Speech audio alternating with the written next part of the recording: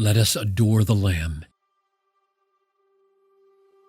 I began to weep loudly because no one was found worthy to open the scroll or look into it.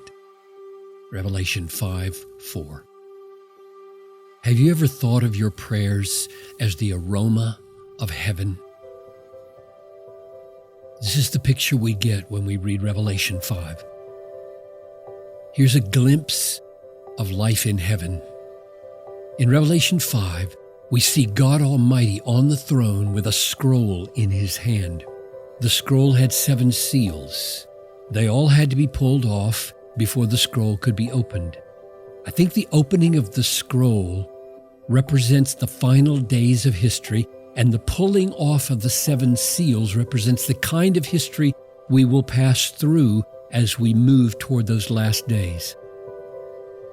At first, John wept that there was no one worthy to open the scroll and look into it, Revelation 5:4.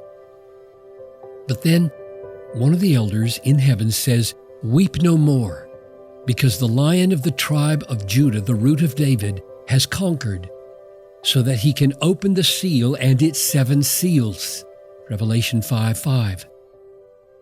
By dying on the cross, Jesus had earned the right to open the remainder of redemptive history and lead his people victoriously through it. In the next verse, the lion is pictured as the lamb, standing as though it had been slain, Revelation 5:6.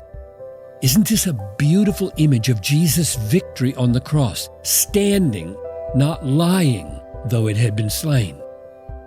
It is as sure as though a lion had devoured the foe, but the way he achieved the victory was by letting the foe slay him like a lamb.